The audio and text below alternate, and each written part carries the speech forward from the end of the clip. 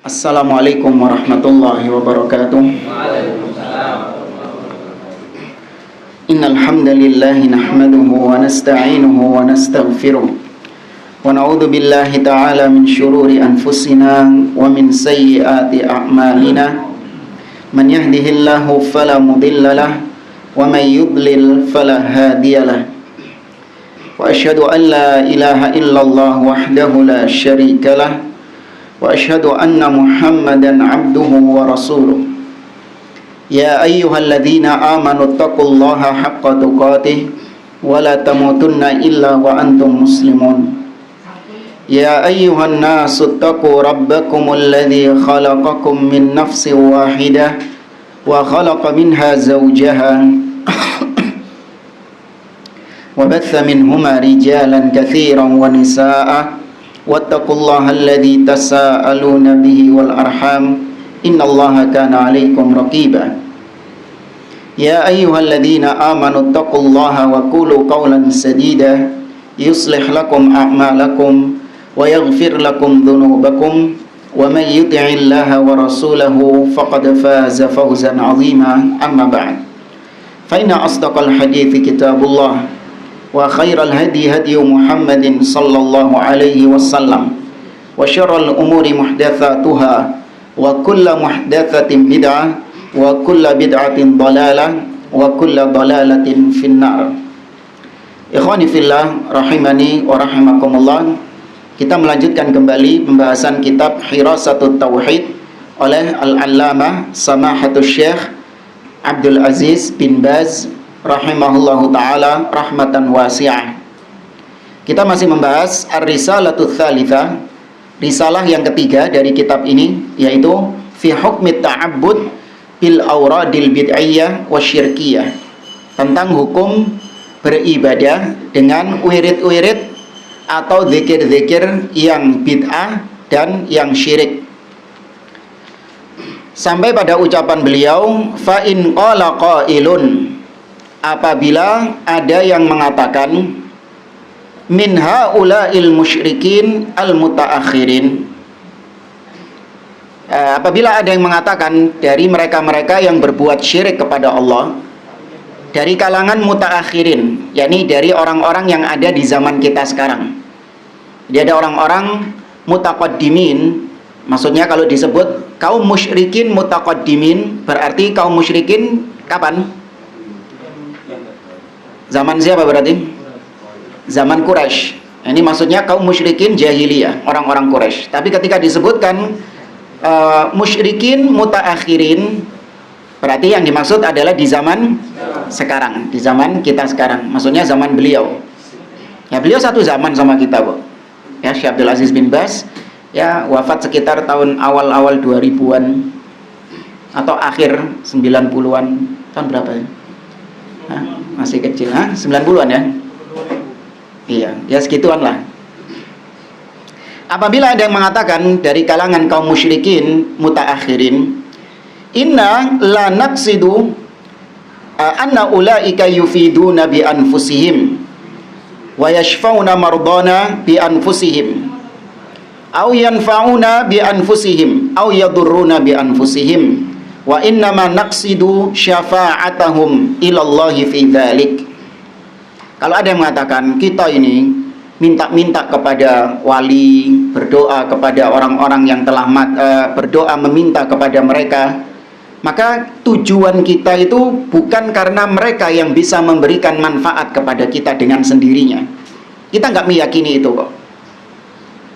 Demikian juga kita nggak meyakini bahwa mereka ini, wali-wali ini, bisa menyembuhkan orang-orang yang sakit di antara kita dengan sendirinya. Dan juga kita tidak menganggap mereka bisa mendatangkan manfaat dengan sendirinya, atau mereka bisa memudaratkan kita dengan sendirinya. Namun yang kita inginkan adalah dengan berdoa meminta kepada mereka ini, wali-wali ini, yang kita maksudkan untuk mereka menolong kita, memberikan syafaat pertolongan kepada kita di sisi Allah Subhanahu wa ta'ala. Ada yang ngeles kayak gitu.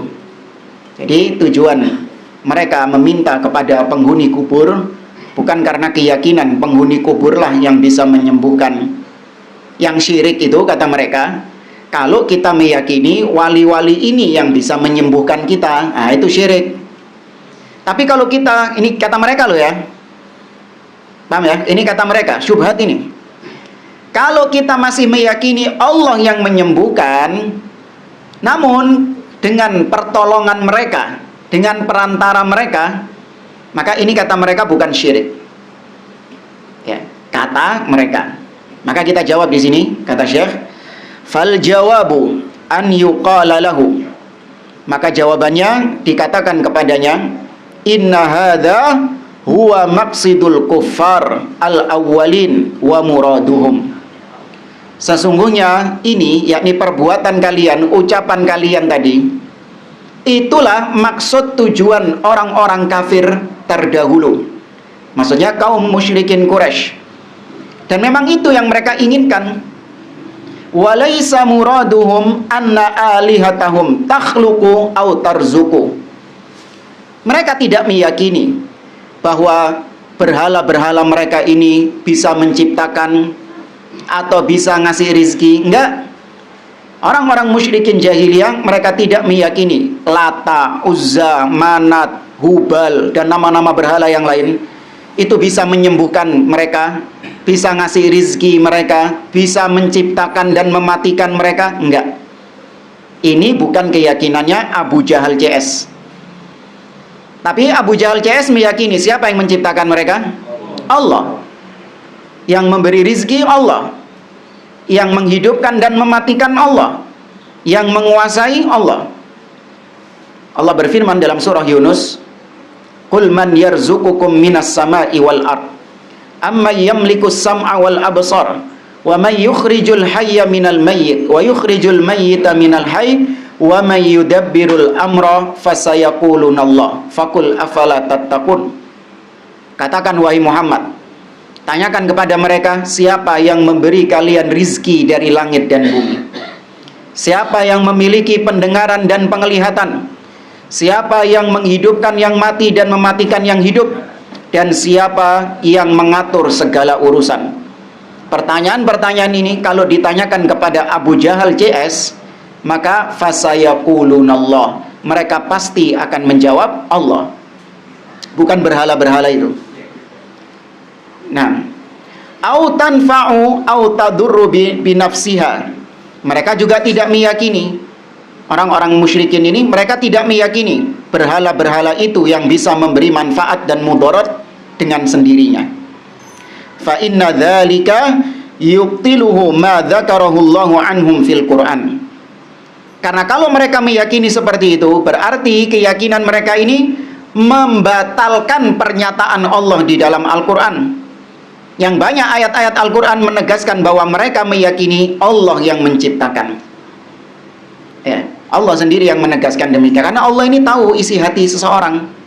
Allah tahu akidah seseorang, keyakinan seseorang. Bagaimana Allah tahu?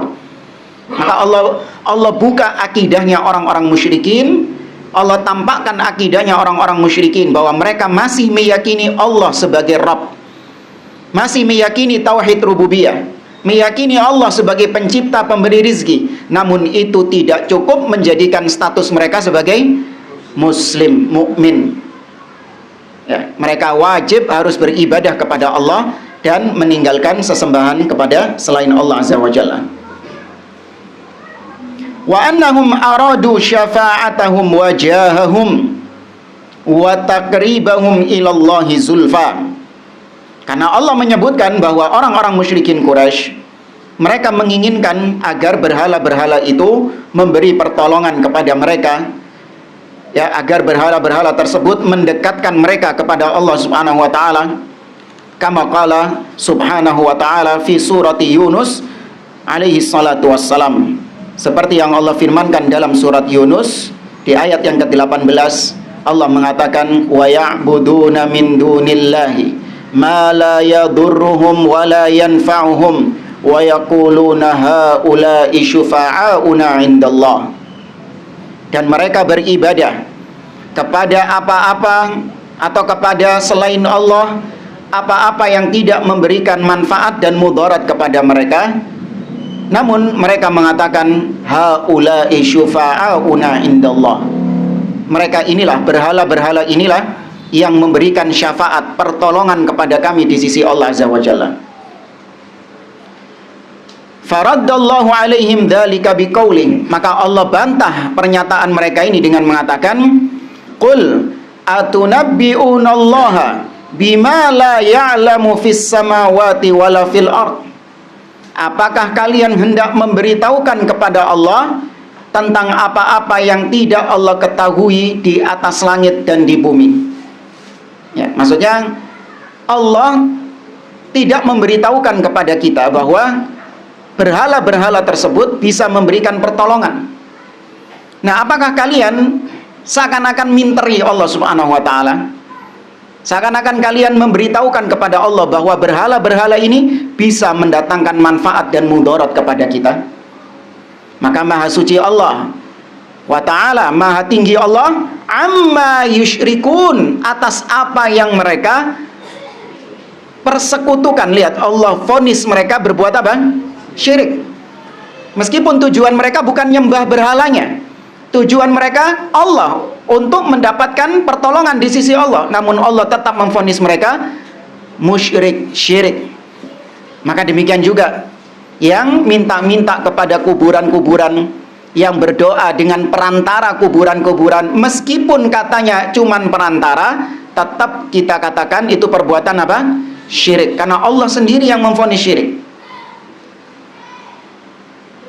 Fa'abana subhanahu annahu la ya'lamu fis samawati wala fil ardi syafi'an 'indahu 'alal wajhi alladhi yaqsiduhul musyrikun wa ma la ya'lamu Allahu wujuda la wujuda lahu li'annahu subhanahu la yakhfa 'alaihi syai'un. Maka Allah menjelaskan bahwasanya tidak ada sesuatu apapun di langit ataupun di bumi yang bisa memberikan pertolongan selain Allah Subhanahu wa taala. Ya, tidak ada yang bisa memberikan pertolongan di sisi Allah selain Allah Azza wa Jalla. Maka Allah di sini membatalkan, membantah statement pernyataan orang-orang musyrikin tersebut. Seandainya Allah tahu ada yang mampu memberi syafaat, mampu memberi pertolongan selain Allah, maka pasti Allah kabarkan. Karena tidak ada yang tersembunyi bagi Allah Subhanahu wa taala, baik di langit ataupun di bumi, tidak ada yang tersembunyi di sisi Allah. Allah mengatakan dalam surah Ali Imran, innallaha la yakhfa 'alaihi syai'un fil ardi wala fis sama'. Sesungguhnya Allah tidak ada yang tersembunyi baginya, baik di langit ataupun di bumi. Semuanya diketahui oleh Allah. Seandainya memang berhala-berhala itu, atau kalau zaman sekarang kuburan-kuburan itu memang bisa mendekatkan diri kepada Allah, memang bisa memberikan pertolongan di sisi Allah, maka pasti Allah sudah mengetahuinya dan Allah sudah memerintahkan hambanya untuk itu. Wa qala ta'ala fi suratiz Zumar. Allah juga berfirman dalam surah Az-Zumar di awal-awal ayat, kata Allah, tanzilul kitabi minallahil azizil hakim.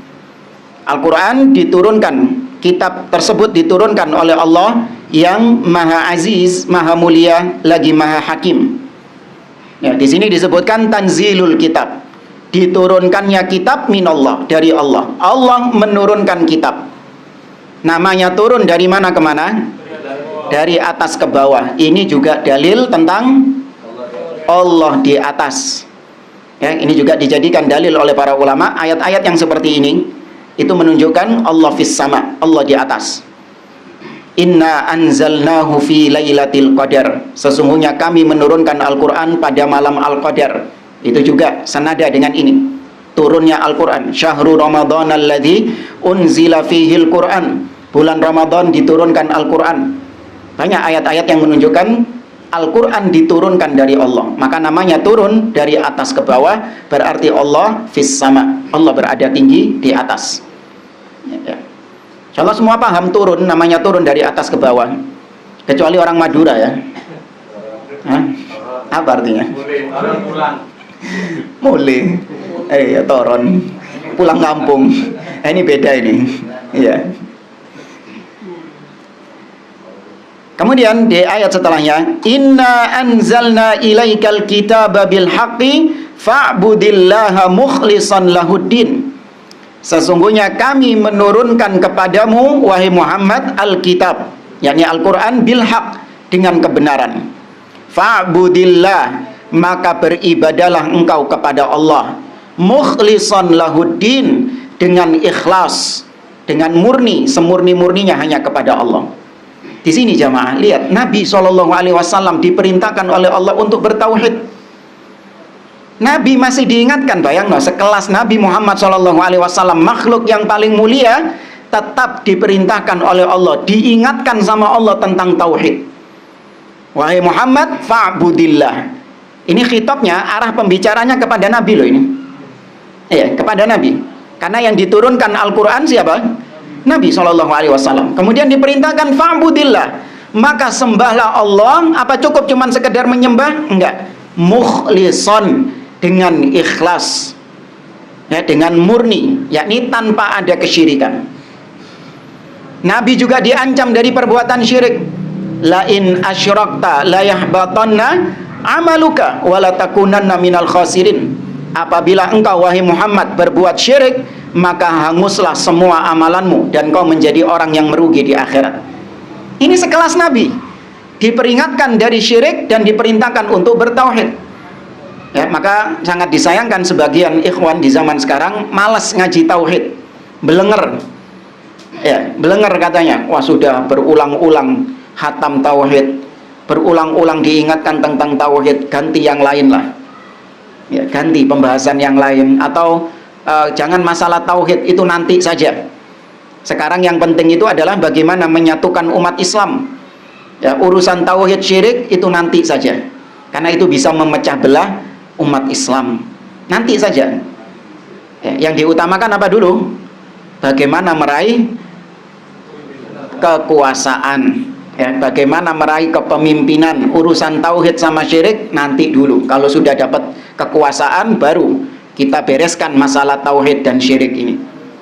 Ternyata sudah dapat kekuasaan, iya, lali. Makanya jangan mengharapkan kemuliaan Islam dari politik. Nggak ada. Islam mulia dengan tauhid. Ya, Islam itu mulia dengan tauhid. Sebagaimana Nabi SAW berdakwah dengan tauhid, maka demikian Allah memuliakan Islam dan kaum muslimin dengan tauhid. Ya, maka jangan mengharapkan, wah ini nanti kalau fulan menjadi pemimpin, Islam akan berjaya, kaum muslimin akan menang. Enggak. Ya, umat Islam menang dengan tauhid dan meninggalkan syirik. Kemudian kata Allah, ala lillahid dinul khalis. Ketahuilah sesungguhnya agama yang murni, agama yang ibadah yang murni itu hanya lillah, hanya untuk Allah, tidak boleh kepada selain Allah. Fa'abana subhanahu annal ibadata lahu wahdah. Maka Allah menerangkan bahwa ibadah itu hanya untuk Dia saja.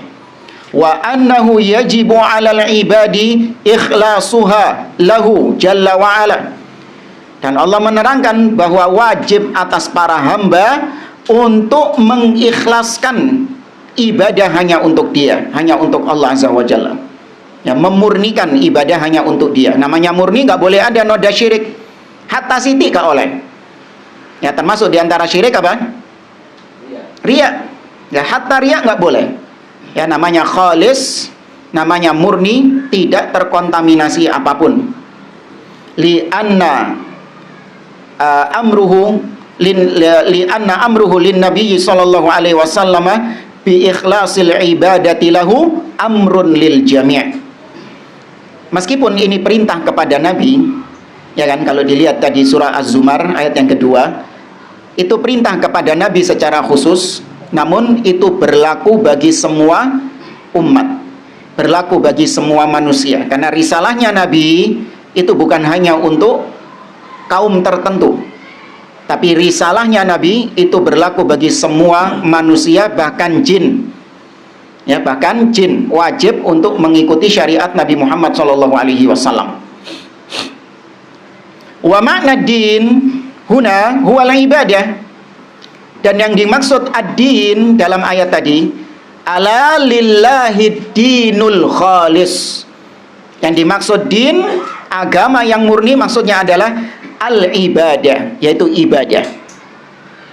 Allah juga berfirman dalam surah Al-Bayyinah misalnya, wa ma umiru illa liya'budullaha mukhlishina lahu ad-din. Ya, ad-din di situ maksudnya ibadah.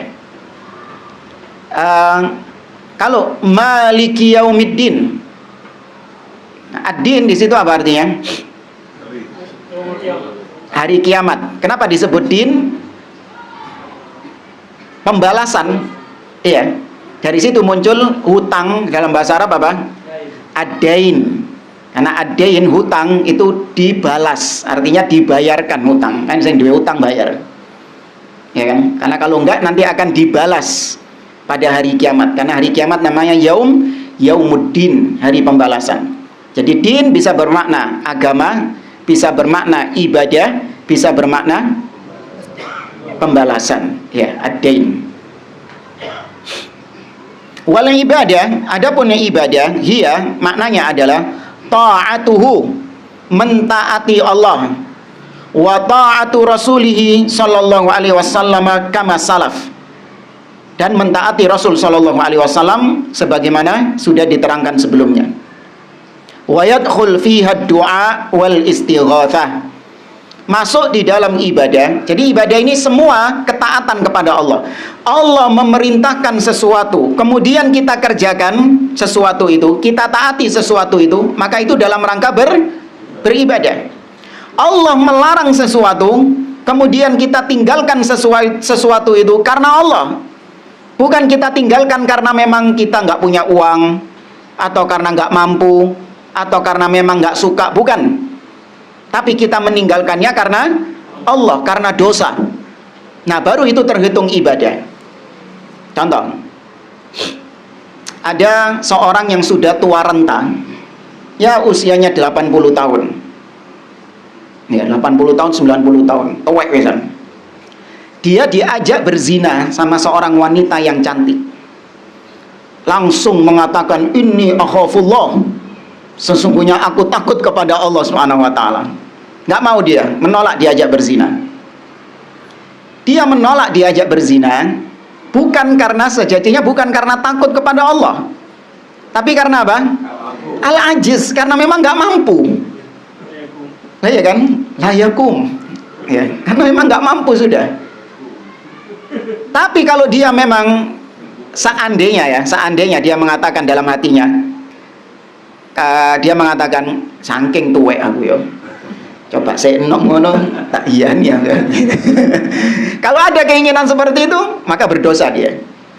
Tapi kalau dia dalam hatinya mengatakan, enggak, meskipun saya masih muda, meskipun saya punya kekuatan, meskipun saya mampu, saya tetap enggak mau, karena saya lebih takut kepada Allah Subhanahu wa taala. Nah, ini tetap dia dianggap beribadah kepada Allah. Seorang dia enggak mau minum khamr, atau enggak mau dia berjudi. Kenapa dia enggak mau berjudi? Kan enggak punya uang. Yang namanya judi kan harus punya uang, harus punya modal. Ini karena nggak punya uang. Tapi dalam hatinya, nek duit melok aku judi slot gitu. Ikut aku judi. Tapi karena berhubung nggak punya uang, dia nggak mau main judi. Maka apakah itu dihitung beribadah? Enggak. Yang dihitung beribadah manakala itu lillah, karena Allah Azza wa Jalla. Ya. Nah, demikian juga mentaati Rasul. Mentaati Rasul adalah ketika Nabi SAW memerintahkan sesuatu, ketika kita ikuti sesuatu itu, maka berarti kita beribadah, ittiba kepada sunnah.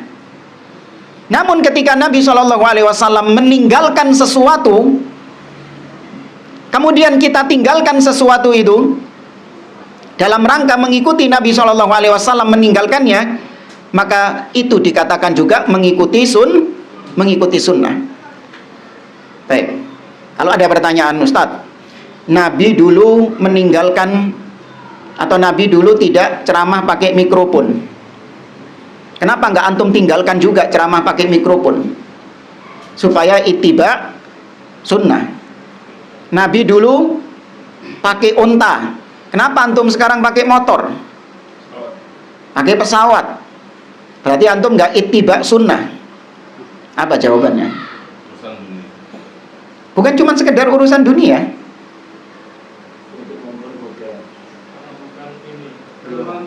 Ada kaidahnya. Nah itu salah satunya, belum ada. Kurang satu lagi. Ada tadi sudah disebut. Hah? Enggak. Mampu, nam. Ini dua syaratnya. Sesuatu yang ditinggalkan oleh Nabi, padahal Nabi mampu. Maksudnya Nabi mampu di sini ada kemauan dari Nabi SAW, ada dorongan dari Nabi untuk melakukannya. Dan yang kedua, tidak ada penghalangnya. Ketika dua hal ini terpenuhi, terus ditinggalkan sama Nabi, maka berarti kalau kita meninggalkannya, itu yang disebut ittiba. Contoh, Nabi SAW meninggalkan pakai mikrofon. Padahal Nabi perlu nggak? Maksudnya Nabi punya dorongan nggak untuk pakai mikrofon ini? Iya, Nabi itu pengen suaranya lantang. Buktinya dalam riwayat Jabir bin Abdullah ketika mensifati khutbahnya Nabi SAW, karena Nabi SAW idza khataba ihmarrat aina. Adalah Nabi SAW ketika berkhutbah, Nabi matanya memerah. Wa ala sautuh, dan meninggi suaranya. Washtadda ghadabuh, dan naik kemurkaan Nabi. Ka'annahu mundhiru jaish, seperti Nabi ini seperti seorang komandan yang sedang memperingatkan prajurit-prajuritnya. Tuh, berarti Nabi ketika khutbah suaranya apa? Tantang, keras. Berarti ada dorongan motivasi, keinginan Nabi pakai mikrofon. Ya kan? Ada motivasinya. Yang kedua apa syaratnya tadi? Belum sih, enggak, kedua tadi. Ada penghalangnya enggak? Ya kan? Ada nggak yang menghalangi Nabi pakai mikrofon? Nah, baru jawabannya apa tadi? Belum ada. Itu yang menghalangi Nabi, belum ada mikrofon. Maka ditinggalkan kan sama Nabi, nggak pakai mikrofon. Ya nggak? Ketika kita zaman sekarang setelah Nabi pakai mikrofon, apakah terhitung bid'ah? Tidak. Karena hilang salah satu syaratnya. Kemudian yang dilakukan sebagian orang, al-ihtifal bil maulid, peringatan maulid Nabi SAW. Ya. Apa motivasinya orang-orang memperingati maulid Nabi SAW? Mencintai Rasul, mendapatkan pahala. Itu yang paling dasar ya. Nanti ini supaya dapat syafaat, supaya cinta Rasul, untuk mengingat Rasul. Ini tambahan minimal yang ada di dalam keinginan mereka supaya mendapatkan pahala di sisi Allah Azza wa Jalla. Baik. Nabi pengen nggak mendapatkan pahala dari Allah? Pengen. Bahkan lebih semangat Nabi daripada kita. Ya enggak? Siapa yang lebih semangat mendapatkan pahala dari Allah? Kita atau Nabi? Nabi SAW. Tidak ada pintu ketaatan kecuali Nabi SAW bersemangat untuk mengerjakan ketaatan tersebut. Tapi Nabi punya motivasi, bahkan motivasinya lebih besar daripada kita dapat pahala. Kemudian yang kedua, adakah yang menghalangi Nabi untuk melakukan maulid? Apa yang menghalangi Nabi? Ada, Ustaz, lupa Nabinya. Gak kepikiran. Atau yang menghalangi Nabi sibuk. Nabi terlalu sibuk dengan perang. Karena beliau ini seorang leader, pemimpin, terlalu sibuk mengurusi negara, sehingga Nabi nggak sempat maulidan, ya kan? Nabi tidak ada yang menghalanginya. Tapi ternyata meskipun terpenuhi, Nabi punya keinginan dan tidak ada yang menghalangi. Opo gak dilakoni. Nah, ketika kita mengikuti, kita meninggalkan hal itu. Ya, kita meninggalkan hal itu dalam rangka kita ikut Nabi, maka itu termasuk mengikuti sunnah enggak? Makanya dikatakan ini namanya sunnah tarkiyah.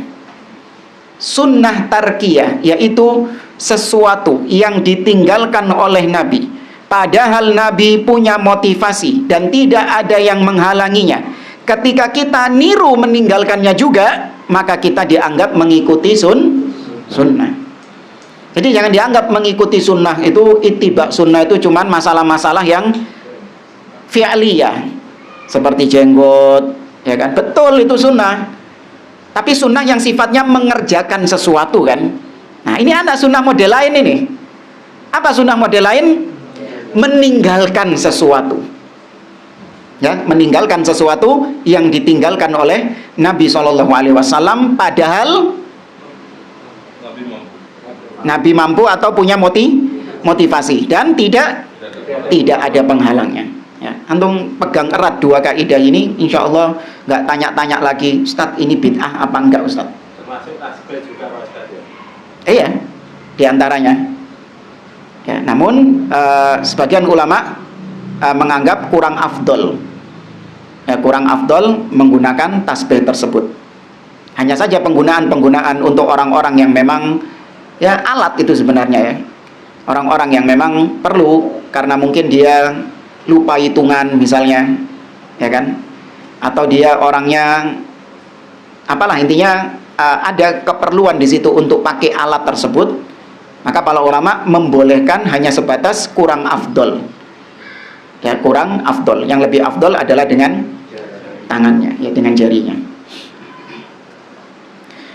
Termasuk di antara ibadah, kata beliau, ad-du'a, yakni berdoa. Berdoa ada dua modelnya. Ada doaul ibadah dan ada doaul masalah. Siapa yang bisa membedakan apa bedanya doa ibadah sama doa masalah?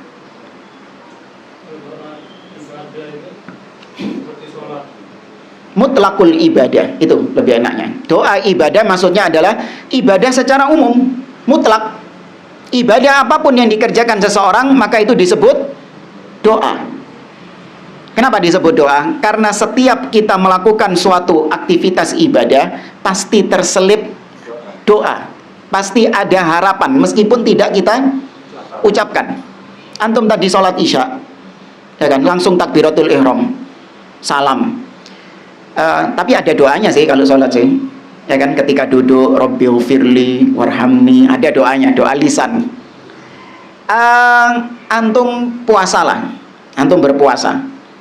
Ketika antum puasa atau ibadah-ibadah yang lain, ada terselip harapan antum dengan puasa itu supaya antum masuk surga, ya kan, supaya dijauhkan dari neraka, diampuni dosa-dosanya meskipun tidak diucapkan. Maka itu sudah dikatakan sebagai berdoa. Kalau doa masalah, ya berdoa yang kita biasa memahaminya, Rabbighfirli, ya, Rabbighfirli warhamni, Allahumma inni as'aluka ilman nafi'an. Itu doa yang sifatnya request, ya, per lisan, dengan lisan. Maka ini mencakup dua-duanya. Makanya Allah mengatakan doa itu adalah ibadah. Allah mengatakan ud'uni astajib lakum innal ladzina yastakbiruna an ibadati sayadkhuluna jahannama dakhirin. Berdoalah kepadaku maka aku akan ijabahi doa kalian. Allah menyebutkan doa. Tapi kalimat berikutnya, sesungguhnya yang enggak mau beribadah kepadaku. Loh, kok jebus ibadah? Harusnya, bukan harusnya ya. Apa harusnya kok seakan-akan nyalakno Al-Qur'an. Kalau umumnya ya, kalimat pada umumnya, karena Al-Qur'an kan dengan bahasa yang tinggi. Umumnya, kalau pertama disebut doa, kalimat kedua juga doa. Tapi ternyata kalimat kedua berubah menjadi ibadah. Dari sini kata para ulama, zikrul am ba'dal khos. Penyebutan yang khusus, penyebutan yang umum setelah penyebutan yang khusus. Ya, disebut secara khusus terlebih dahulu. Berdoalah kepadaku. Nah, doa ini masuk dalam keumuman ibadah. Sesungguhnya yang enggan beribadah kepadaku, maka dia akan masuk ke dalam neraka secara hina. Ya, maka doa itu ibadah. Maka kalau ibadah, yang ini kaidah juga, sarfuhu li ghairillah syirkun. Kalau memang itu ibadah, berarti kalau dialihkan kepada selain Allah, jatuh syirik.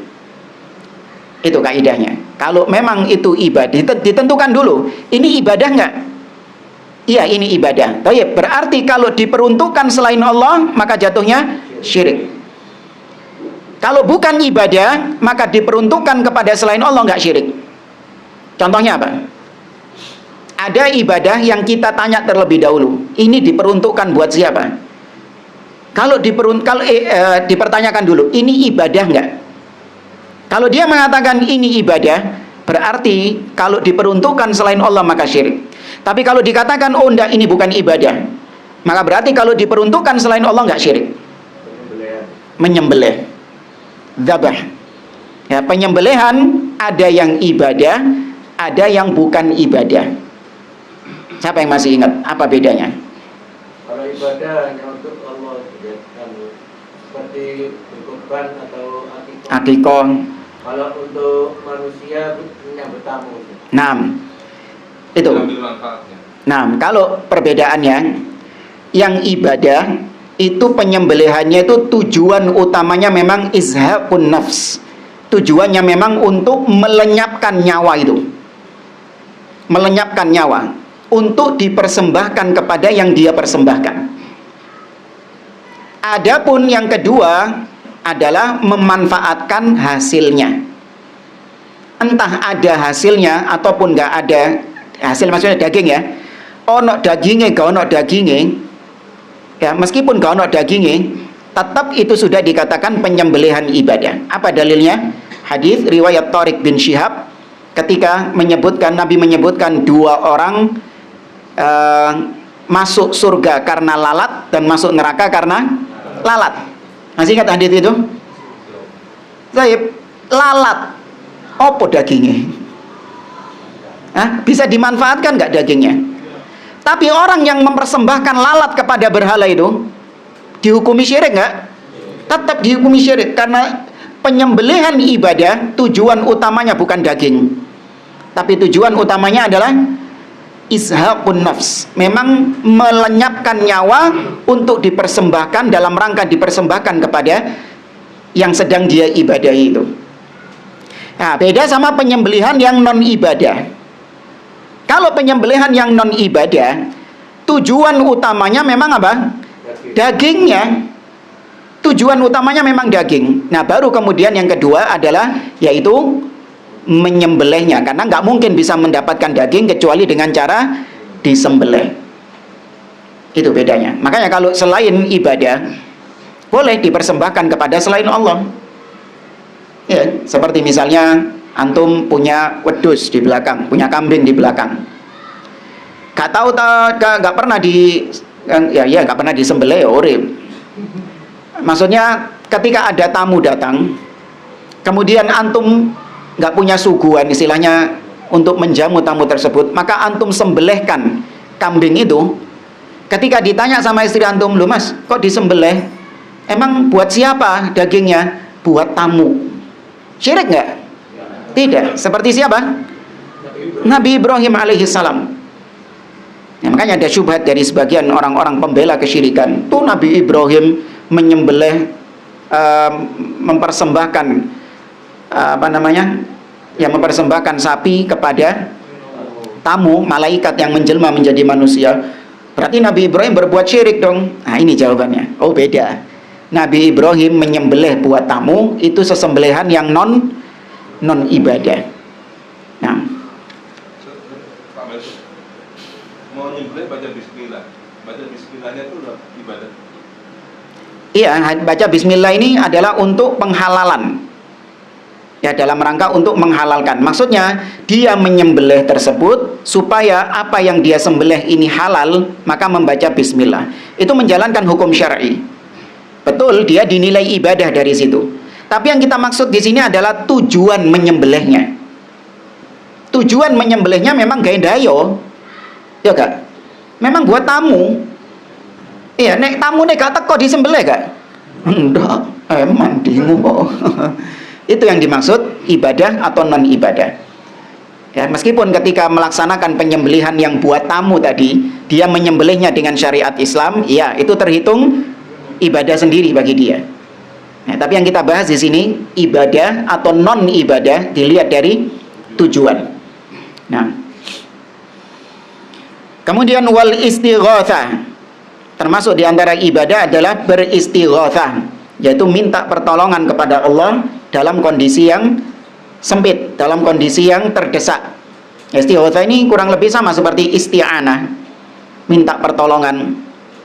Namun istighatsah lebih khusus, yaitu dikala genting.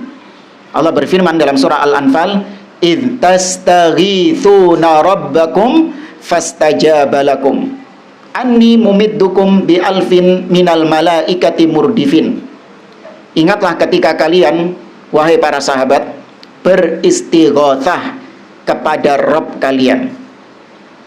Ketika perang apa ini? Badar. Ya, ketika perang Badar. Jumlah kaum muslimin sedikit, mereka keluar bukan dalam rangka berperang. Ditakdirkan oleh Allah ketemu pasukannya Abu Jahal yang berjumlah lebih banyak, 3 kali lipat lebih, 1000.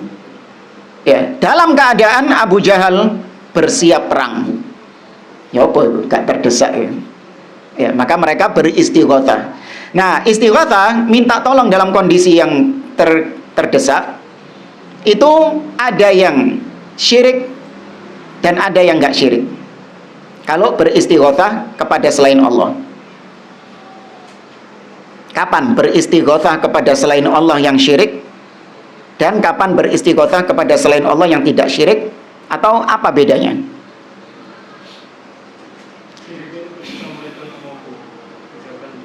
Syirik tanda tak mampu.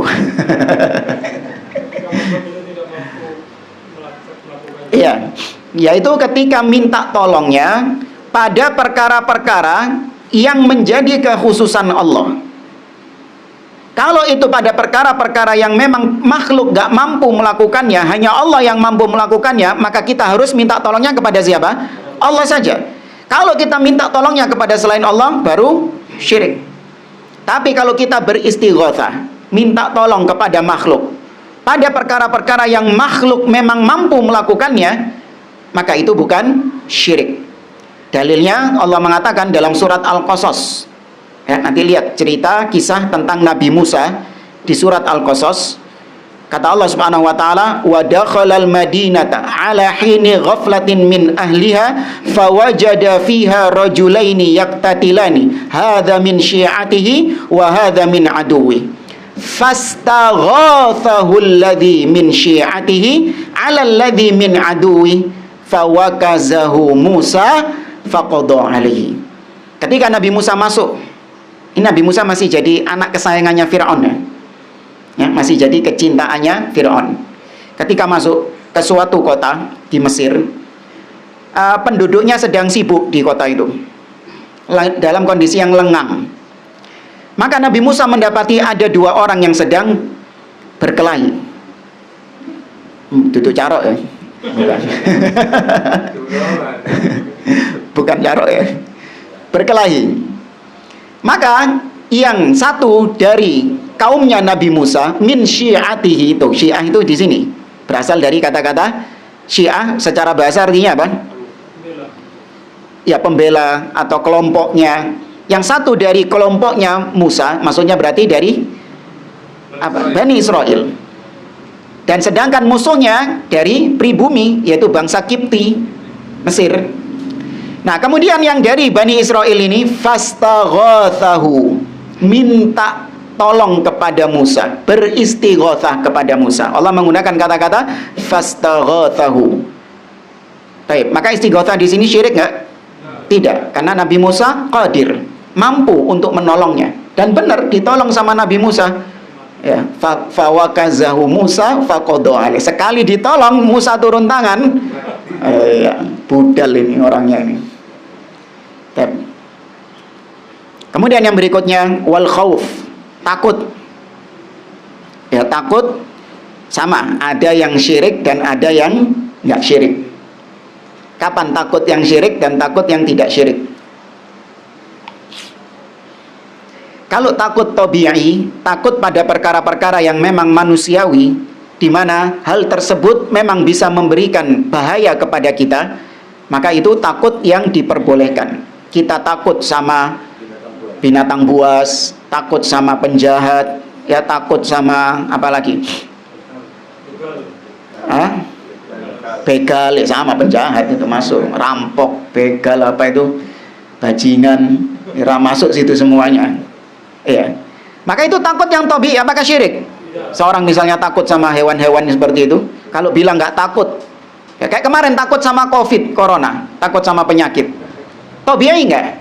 Tabi'i, takut yang manusiawi. Nah, muncul sebagian orang mengatakan nggak boleh takut sama COVID, takut hanya kepada Allah. Nah, ini perlu diajak ke KBS, perlu diajak ke kebun binatang, ya suruh masuk kandang macan, singa, wis sembarang tinggal milih, ya tinggal milih. Kalau dia takut, maka ya itu tadi kemakan omongannya sendiri, nggak boleh takut sama singa, hanya takut sama Allah Subhanahu wa Ta'ala. Namun kalau takut-takut yang itu mengarah kepada sesuatu yang syirikan, berbuat syirik kepada Allah, seperti takut sama setan, ya kan, takut sama hantu, takut kalau setan sama hantu ini bisa mencelakai kita. Maksudnya bukan bisa menyesatkan kita, kalau menyesatkan kita bisa, tapi kalau mencelakai kita, ya, yang nanti kalau kita takut sama hantu ini, takut sama setan ini, menyebabkan kita tunduk kepada setan tersebut supaya setannya nggak ganggu kita. Apa? Awalnya itu orang takut sama setan kalau lewat tempat-tempat yang katanya angker, ya, minimal apa dulu? Amit, ya, ya. Amit ternyata sih diketok-ketoki, ya kan? Wis amit sih diketok-ketoki. Wagi amite berarti kurang, nggak cukup cuman nunduk ini dok, harus ngerangkak ini kayak ini. Cek gak diganggu ini. Akhirnya ngerangkak, amit mau ngerangkak gini. Ternyata masih diganggu lagi. Wah, ngesot.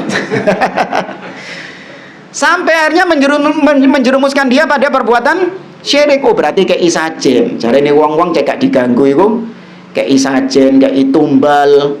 Nah ini ketakutan-ketakutan yang seperti ini yang tidak boleh.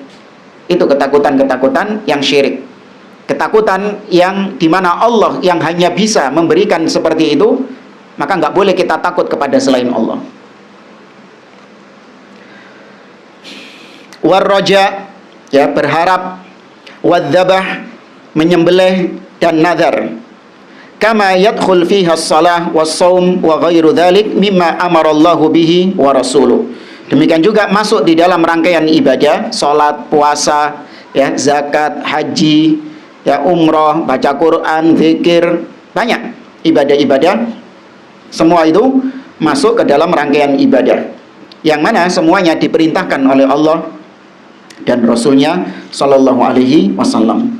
Kita cukupkan sampai sini. InsyaAllah kita lanjutkan pada pertemuan berikutnya. Wallahu a'lam. Nah, kalau takut yang sifatnya karena was-was, seperti takut masa depan, takut besok anakku makan opo ini, masih takut seperti kayak pekerjaan nggak jelas, ada lebih mengarah kepada was-was ya. Sepanjang dia sudah berusaha, artinya dia sudah menempuh usaha-usaha yang memang halal, usaha-usaha yang memang sudah dibolehkan, maka nggak boleh dia takut. Dia harus menggantungkan sisanya kepada Allah Subhanahu wa Ta'ala. Karena tugas kita hanya sebatas untuk berusaha, sedangkan bagaimana hasilnya itu dikembalikan kepada Allah Azza wa Jalla. Nah, yang terkadang membuat takut, sudah berusaha, kita sudah menjalankan sebab, namun tetap masih ada ketakutan, itu syaitan. Setan yang membuat kita ketakutan. Supaya apa? Supaya kita menempuh cara-cara yang tidak syar'i. Konek kerja ngene tok, gak cukup kon. Ya kan? Kau kalau kerjamu cuman mengandalkan pekerjaan yang halal, apalagi ungkapan yang terkenal apa? Iya. Zaman sekarang saja Susah. cari yang halal saja susah, apalagi yang Nah, kebalik. Iya. Yang haram saja susah, apalagi yang halal. Padahal benar. Lo itu benar lo ungkapan itu. Yang haram itu memang susah, yang halal nggak susah. Loh, coba antum masuk apa supermarket atau apa, coba hitung yang halal sama yang haram akan mana? Hah? Banyak yang halal itu. Apanya susah? Enggak, cuman ya itu tadi, orang nggak sabar, ditakut-takuti sama syaitan. Nah, ditakut-takuti sama syaitan. Kau kalau kerjanya cuman ini toh nggak cukup, nanti maring ini dieling-eling terus. Apa diinget-inget no? Anakmu maring ini melbu SMP. Nah, uang gedungnya larang loh. Pendaftarannya larang loh. Ya kan? Terus bojomu maring ini ngelahirno. Diingat-ingat no? Diingat-ingatkan. Nah, kekhawatiran-kekhawatiran seperti ini kalau hinggap di dalam diri kita, yaitu manusiawi juga. Tapi kalau sampai kemudian menyebabkan kita terjerumus ke dalam perbuatan-perbuatan yang haram, maka di situ letak berhasilnya syaitan. Ya. Tapi kekhawatiran-kekhawatiran, ketakutan-ketakutan yang hanya sebatas ya memikirkan saja, hanya sebatas memikirkan, itu boleh. Nabi SAW ketika beliau mendapatkan ghanimah atau harta fai', ya, harta fai' dari Yahudi Bani Quraidah, bukan, Bani Nadir. Ya, ketika Bani Nadir diusir, maka Nabi tidak mengizinkan Yahudi Bani Nadir untuk membawa barang-barang mereka, kecuali hanya sebatas apa yang cukup dibawa sama unta. Cuman itu tok yang boleh, sisanya harus ditinggal, nggak boleh dibawa. Ketika itu Nabi SAW mengambil fai'. Fai' ini beda sama ghanimah. Kalau fai' hartanya orang kafir yang didapatkan tanpa ada apa? Perang. Beda sama ghanimah. Nah, kalau fai' itu milik Rasul SAW. Kalau ghanimah itu dibagi. Ada yang miliknya para mujahidin dan ada yang khumus, miliknya Rasul ya untuk Baitul Mal. Nah, Nabi SAW itu menyiapkan selama 1 tahun jatah untuk nafkah istrinya. Berarti kan ada apa istilahnya? Nabi memikirkan apa? Jangka panjang, masa depan. Ya, bagaimana nanti bulan berikutnya, bagaimana bulan berikutnya.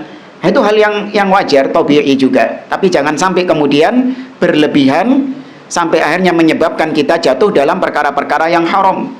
Karena terus syaitan itu ya sudah nggak cukup ini kayaknya kalau cara yang halal, cara yang haram, ya, entah judi atau riba atau mungkin nyolong, begal dan yang lainnya. Setan datang lagi, ya kan? Setan mengatakan nggak cukup kau pekerjaan kayak gini. Ada itu di sana itu pesugihan. Nah, iya, sampai tingkat seperti itu nggak cukup, ya. Coba kau datang ke kuburannya wali fulan, ya kan, wali fulan, minta kepada dia. Ya, kalau mengandalkan pekerjaanmu ini, meskipun pekerjaanmu ini haram, gak cukup biaya hidupmu itu. Harga-harga tambah naik. Ya, ditakut-takuti. Sebaliknya, ketika kita mau bersedekah, sama setan juga menakut-nakuti kita. Ya, kau ini untuk rumah tangga saja kurang, sok-sokan sedekah. Dihalang-halangi. Tapi anehnya untuk maksiat ya, ketika harta ini mau dikeluarkan untuk maksiat, setan menjadikan kita lupa sama tanggung jawab kita itu. Ya, menjadikan setan lupa. Seakan-akan dikatakan, oh tenang, mari ini awal bulan oleh gaji mana kok. Ya, nggak apa-apa, ini cuman sedikit saja. Harta yang kau keluarkan untuk maksiat ini hanya sedikit, tidak akan mengganggu ekonomi keluargamu kok. Jadi jadikan lupa. Tapi ketika mau sedekah, eling kabeh. SPP, listrik, ya, kontrakan, ingat semuanya. Nah, itu syaitan. Merasakan nggak antum kayak gitu itu? Kita ngerasakan jamaah. Iya, kita ngerasakan. Lupa semuanya kalau mau maksiat, lupa semuanya. Harta yang dikeluarkan ini lupa tanggung jawab kita. Tapi begitu mau sedekah, eling kabeh. Tanggung jawab. Akhirnya membuat kita nggak jadi. sedekah itu. Yang jatuh ke haram tadi bukan karena pesugihan itu masih sudah jatuh syirik apa enggak? Dengan cara-cara yang maling apa dan itu Maksiat. maksiat. Belum syirik, belum. Tapi itu tadi ketakutan yang mengarahkan kepada kesyirikan nanti pada akhirnya. Memang itu goalnya syaitan, menjadikan manusia kufur syirik kepada Allah Azza wa Jalla. Itu lebih ya, berjumlah kepada tawakal kepada Allah kurangnya. Tawakalnya kenapa? Tawakal kepada Allah kurang. Kurang, iya. Masalah itu ya. Iya, dia tidak qanaah, tidak bersyukur dengan apa yang sudah Allah berikan kepadanya, dan dia tidak kurang keimanannya terhadap masalah keberkahan harta. Kalau dia meyakini ada namanya keberkahan harta, maka dia yakin bahwasanya harta nominal yang sedikit mampu Allah jadikan mencukupi kebutuhan-kebutuhannya, dan itu banyak. Ya, dan itu banyak. Kita dapati orang-orang yang ya kalau gajinya dilihat di bawah UMR. Tapi kadang aneh, kok bisa dia berangkat umroh, berangkat haji, tiap tahun bisa kurban, ya, rajin sodako. Ya, ini kalau orang lain mungkin timbul suudzon itu, ojo-ojo nyolong. Padahal nggak ada namanya harta barokah. Sudah nggak bisa dihitung sama matematika, jamaah. Nggak bisa dihitung sama matematika. Kok bisa? Iya bisa. Itu keberkahan harta. Apa diantara amalan yang bisa menyebabkan keberkahan harta? Silaturahim. Ya, man arada an yubsatalahu fi rizqihi wa yunsa'alahu fi atharihi falyasil rahimahu. Ya, dan silaturahim yang paling mulia adalah birrul walidain, berbakti kepada kedua orang tua.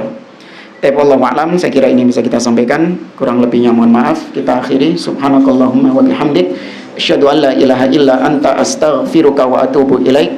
Wassalamualaikum warahmatullahi wabarakatuh.